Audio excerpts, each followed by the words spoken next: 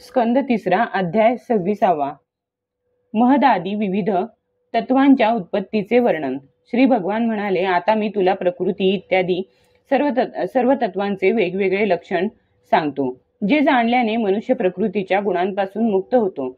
आत्मदर्शन रूप ज्ञानच पुरुषाच्या मोक्षाला कारण आहे, कारण तेच त्याच्या अहंकार रूप हृदय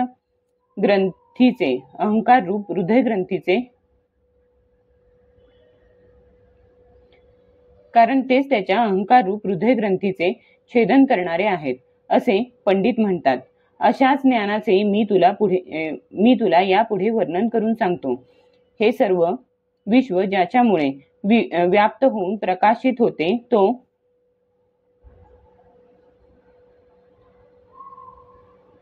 तो आत्मा म्हणजेच पुरुष होय. तो अनादी निर्गुण प्रकृतीच्या पलीकडील अंतःकरणात स्फुरणारा व स्वयंप्रकाशी आहे. त्या सर्व व्यापक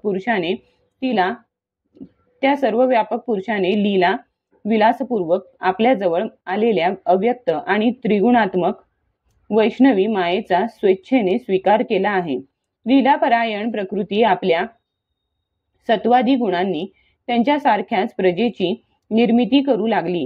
हे पाहून ज्ञान झाकणाऱ्या तिच्या आवरण शक्तीने पुरुष तत्काळ मोहित झाला आणि आपल्या स्वरूपाला विसरला. अशा प्रकारे आपल्यापेक्षा भिन्न प्रकृतीलाच आपले स्वरूप समजल्याने पुरुष प्रकृतीच्या गुणांकडून केल्या जाणाऱ्या कर्मांचा आपणच करता आहोत असे मानू लागतो. या कर्तृत्वाभिमानामुळेच अकर्ता, स्वाधीन, साक्षी आणि आनंद स्वरूप पुरुषाला जन्म मृत्यू रूप बंधन आणि पारतंत्र्य येते. कार्यरूप शरीर, कारणरूप इंद्रिये, तसेच कर्तारूप इंद्रियाधिष्ठात्या देवता यांना पुरुष जो मी मानतो त्याला प्रकृती हेच कारण आहे असे पंडित मानतात. तसेच वास्तविक प्रकृतीच्या पलीकडचा असूनही जो प्रकृतीमध्येच राहतो त्या पुरुषाला सुखदुःख भोगण्याचे कारण मानले जाते. देवहूती म्हणाली, हे पुरुषोत्तमा, या विश्वातील स्थूल सूक्ष्म कार्य ज्यांचे स्वरूप आहे, तसेच जे यांचे कारण आहे, ती प्रकृती आणि पुरुष यांची लक्षणे सुद्धा आपण मला सांगावीत. श्री भगवान म्हणाले, जे त्रिगुणात्मक अव्यक्त, नित्य आणि कारण रूप आहे, तसेच अव्यक्त असूनही संपूर्ण व्यक्त पदार्थांचा आश्रय आहे, त्या प्रधान नावाच्या तत्वालाच प्रकृती म्हणतात. पंचमहाभूते, 5 तन्मात्रा, 4 अंतःकरणे, मन, बुद्धी, चित्त आणि अहंकार आणि 10 इंद्रिये या 24 तत्वांच्या समूहाला विद्वान लोक प्रकृतीचे कार्य मानतात.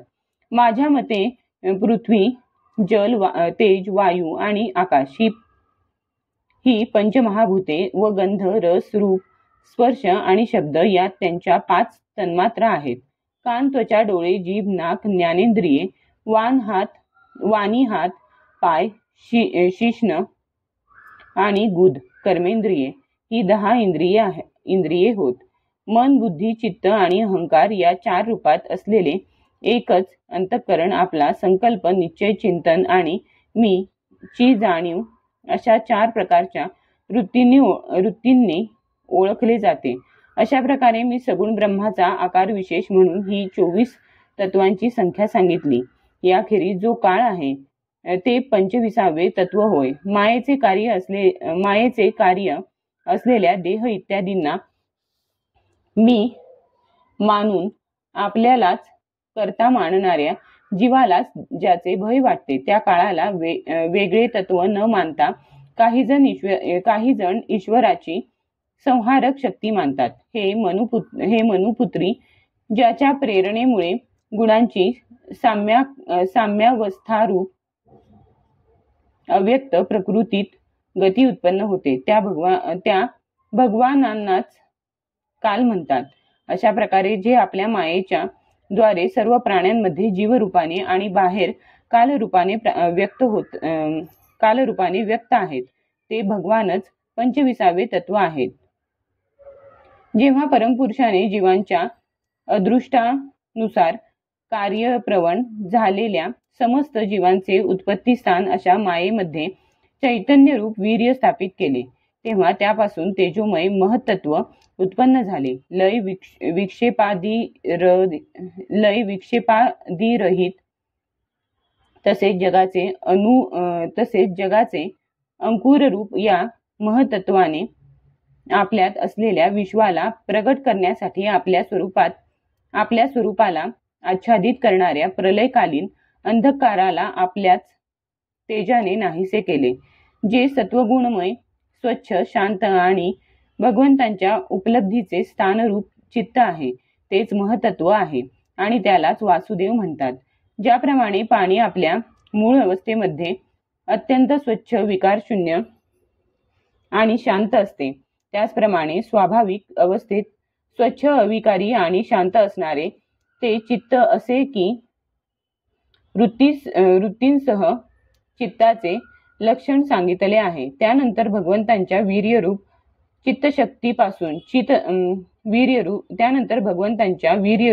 चित्तशक्तीपासून उत्पन्न झालेल्या महत्वाच्या क्रियाशील होण्याने त्यापासून क्रियाशक्ती प्रधान असा अहंकार उत्पन्न झाला. तो वैकारिक, तैजस आणि तामस भेदाने 3 प्रकारचा आहे.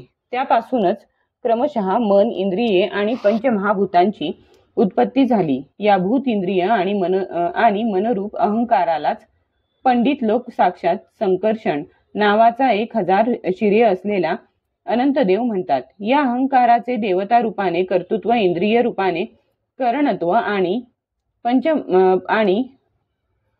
पंचभूत रूपाने कार्यत्व हे लक्षण आहे. तसेच सत्वादी गुणांच्या संबंधाने शांतत्व, घोरत्व आणि मूढत्व ही सुद्धा याचीच लक्षणे होत. वरील 3 प्रकारच्या अहंकारांपैकी वैकारिक अहंकार क्रियाशील झाल्याने त्यापासून मन हे तत्व उत्पन्न झाले. त्याच्या संकल्प विकल्पांमुळे कामना उत्पन्न होतात. हे मनतत्वच इंद्रियांचा अधिष्ठाता अनिरुद्ध या नावाने प्रसिद्ध आहे. योगी लोक शरद ऋतूतील नीलकमळाप्रमाणे श्यामवर्णाच्या या अनिरुद्धाची पुन्हा पुन्हा मनाला वश करून आराधना करीत असतात. हे साध्वी पुढे तेजस अहंकार क्रियाशील झाल्याने त्यापासून बुद्धितत्व उत्पन्न झाले. वस्तूचे स्फुरणरूप विज्ञान आणि इंद्रियांच्या कामांत सहाय्य करणे हे बुद्धीचे कार्य आहे. वृत्तींच्या भेदांमुळे संशय, विपरीत ज्ञान, निश्चय, स्मृती आणि निद्रा ही बुद्धीची निरनिराळी लक्षणे होत. इंद्रिये हे सुद्धा तेजस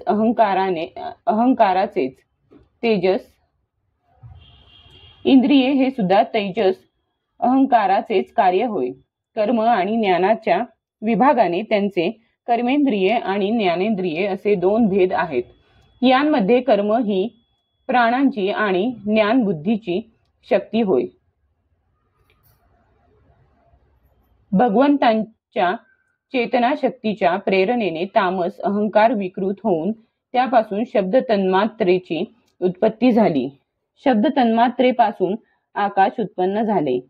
शब्दाचे ज्ञान श्रोत्रेंद्रिय करून देते. शब्दाच्या अर्थाचे ज्ञान करून देणे, न दिसणाऱ्याही बोलण्याच्या स्थानाचे ज्ञान करून देणे आणि आकाशाचे सूक्ष्म रूप असणे हीच विद्वानांच्या मते शब्दांची लक्षणे होत. सर्व वस्तूंना पोकळी उपलब्ध करून देणे, सर्वांच्या आत बाहेर राहणे, तसेच प्राण, इंद्रिये आणि मन यांचा आश्रय होणे ही आकाशाची कार्यरूप लक्षणे होत. नंतर शब्द तन्मात्रेचे कार्य असणाऱ्या आकाशात कालगतीने विकार झाल्या कारणाने स्पर्श तन्मात्र उत्पन्न झाले आणि त्यापासून वायू उत्पन्न झाला. स्पर्शाचे उत्तम ज्ञान त्वचा करून देते. कोमलता, कठोरता,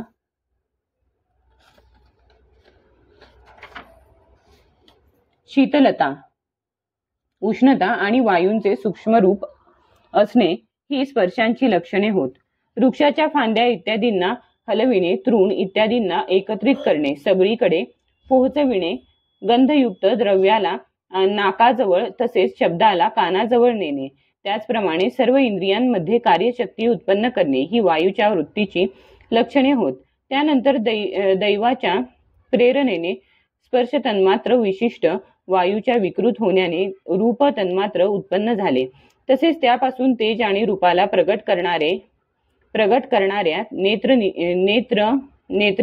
नेत्रेंद्रियाचा उगम झाला. हे साध्वी वस्तूच्या आकाराचे ज्ञान करून देणे, पदार्थाच्या अंगरूपाने असणे, पदार्थाचा जसा आकार, प्रकार आणि परिमाण इत्यादी असेल तसेच त्याचे स्वरूप दाखविणे आणि तेजोरूप असणे, ह्या सर्व रूप तन्मात्राच्या वृत्ती होत.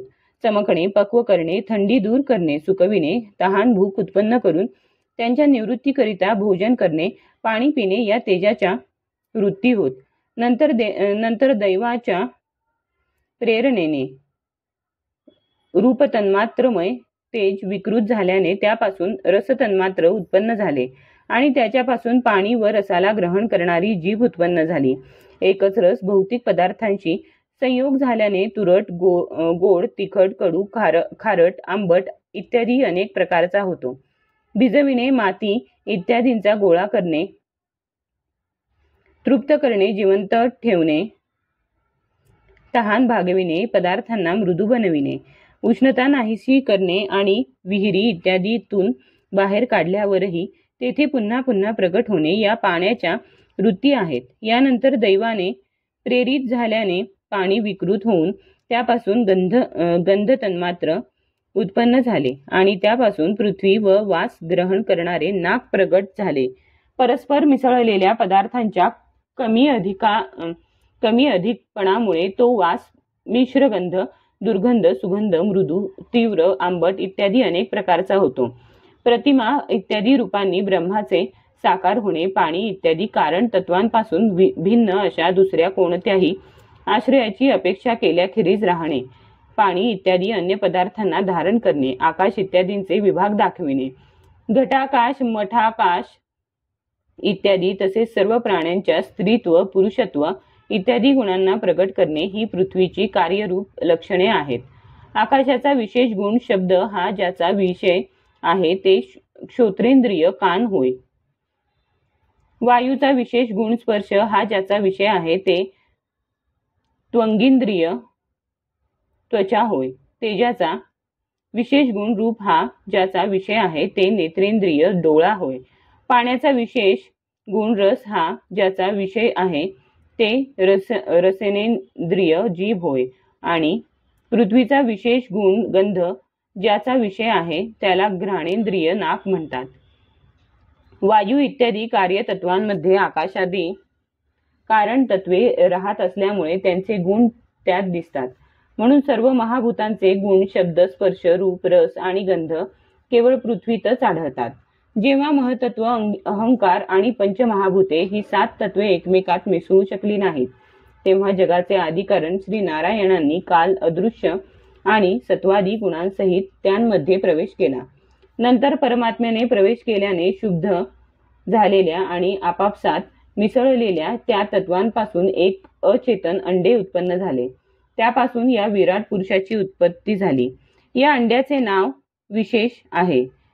त्याच्या अंतर्गत श्रीहरींच्या स्वरूपभूत 14ही भुवनांचा विस्तार आहे. हे सर्व बाजूंनी क्रमशः एक दुसऱ्यापेक्षा 10 पट अधिक अशा पाणी, अग्नी, वायू, आकाश, अहंकार आणि महतत्व या सहा आवरणांनी आच्छादिले आहे. या सर्वांच्या बाहेर 7वे आवरण प्रकृतीचे आहे. कारणमय पाण्यात असणाऱ्या त्या तेजोमय अंड्यांतून उठून त्या विराट पुरुषाने पुन्हा त्यातच प्रवेश केला आणि त्यात अनेक प्रकारची छिद्रे निर्माण केली. सर्वप्रथम त्यात मुख प्रगट झाले. त्यातून वाक इंद्रिय आणि वाणीसह वाणीचा अधिष्ठाता अग्नी प्रविष्ट झाला. नंतर नाकाची छिद्रे प्रकट झाली. प्राणसहित घ्राणेंद्रिय उत्पन्न झाले. प्राणेंद्रियानंतर त्याचा अधिष्ठाता वायू त्यात प्रविष्ट झाला. त्यानंतर नेत्रगोल प्रगट झाले. त्यापासून नेत्रेंद्रिय प्रगट झाले आणि तत्पश्चात त्याचा अधिष्ठाता सूर्य तेथे प्रविष्ट झाला. मग कानाची छिद्रे प्रगट झाली. त्यापासून त्याचे इंद्रिय क्षोत्र आणि त्याची अभिमानी दिशा देवता त्यात प्रगट झाली. यानंतर त्या विराट पुरुषाला त्वचा उत्पन्न झाली, त्यापासून छिद्रे व तेथे दाढी मिशा तसेच डोक्यावरील केस प्रगट झाले. यानंतर त्वचेची देवता औषधी उत्पन्न झाल्या. नंतर लिंग प्रगट झाले, त्यापासून वीर्य आणि वीर्यानंतर लिंगाची अभिमानी जलदेवता उत्पन्न झाली. नंतर गुदद्वार प्रगट झाले, त्यापासून अपान वायू आणि अपानानंतर त्याची अभिमानी लोकांना भयभीत करणारी मृत्यूदेवता प्रगट झाली. त्यानंतर हात प्रगट झाले, त्यापासून बल आणि बलानंतर हस्तेंद्रियाचा अभिमानी इंद्र प्रगट झाला. नंतर चरण प्रगट झाले, त्यापासून गती गमनाची क्रिया आणि मग चरणांची अभिमानी विष्णू देवता प्रगट झाली. नंतर त्या विराट पुरुषाला नाड्या उत्पन्न झाल्या, त्यापासून रक्त उत्पन्न झाले आणि नंतर त्यांच्या अभिमानी देवता नद्या प्रगट झाल्या. नंतर पोट प्रगट झाले, त्यापासून तहान भूक अभिव्यक्त झाली आणि मग उदराची अभिमानी समुद्र देवता उत्पन्न झाली. त्यानंतर हृदय प्रगट झाले, हृदयापासून मन उत्पन्न झाले. नंतर त्याचा अभिमानी चंद्र उत्पन्न झाला. नंतर हृदयापासूनच बुद्धी आणि त्याचा अभिमानी ब्रह्मदेव प्रगट झाला. नंतर अहंकार व त्या पाठोपाठ त्याची अभिमानी रुद्र देवता प्रगट झाली. यानंतर चित्त आणि त्याचा अभिमानी क्षेत्रज्ञ प्रगट झाला. जेव्हा या क्षेत्रज्ञा व्यतिरिक्त सर्व देवता उत्पन्न होऊन सुद्धा विराट पुरुषाला उठविण्यास असमर्थ ठरल्या, तेव्हा त्याला उठवण्यासाठी त्या देवता क्रमशः पुन्हा आपापल्या उत्पत्ती स्थानांमध्ये प्रविष्ट होऊ लागल्या. अग्नीने वाणीसह मुखामध्ये प्रवेश केला, परंतु त्यामुळे विराट पुरुष उठला नाही. वायूने घ्राणेंद्रियासह नाकांच्या छिद्रात प्रवेश केला, तरी सुद्धा विराट पुरुष उठला नाही. सूर्याने चक्षुसह नेत्रांत प्रवेश केला, तरी पण विराट पुरुष उठला नाही. दिशांनी श्रवणेंद्रियांसहित कानांमध्ये प्रवेश केला, पण विराट पुरुष उठला नाही. औषधींनी रोमांसहित त्वचेमध्ये प्रवेश केला, पण विराट पुरुष उठला नाही. पाण्याने वीर्यासह लिंगामध्ये प्रवेश केला, तरी सुद्धा विराट पुरुष उठला नाही. मृत्यूने अपानाबरोबर गुदस्थानात प्रवेश करूनही विराट पुरुष उठला नाही. इंद्राने शक्तीसह हातांमध्ये प्रवेश केला, परंतु यानेही विराट पुरुष उठला नाही. विष्णूने गतीसह चरणांमध्ये प्रवेश केला, तरी विराट पुरुष उठला नाही. नद्यांनी रक्तासह नाड्यांमध्ये प्रवेश केला, तरीही विराट पुरुष उठला नाही. समुद्राने तहान भुकेसह उदरामध्ये प्रवेश केल्यानेही विराट पुरुष उठला नाही. चंद्राने मनासहित हृदयात प्रवेश केला, पण त्यानेही विराट पुरुष उठला नाही. ब्रह्मदेवाने बुद्धीसहित हृदयात प्रवेश केल्यानंतरही विराट पुरुष उठला नाही. रुद्राने अहंकारासहित त्याच हृदयात प्रवेश केला, पण विराट पुरुष उठला नाही. परंतु जेव्हा चित्ताने अधिष्ठाता क्षेत्रज्ञ भगवान वासुदेव याने चित्तासहित हृदयात प्रवेश केला, त्याच वेळी विराट पुरुष पाण्यामधून उठून उभा राहिला. ज्याप्रमाणे लोकांमध्ये प्राण, इंद्रिये, मन आणि बुद्धी चित्ताचा अधिष्ठाता असणाऱ्या क्षेत्रज्ञाच्या सहाय्याशिवाय झोपलेल्या प्राण्याला आपल्या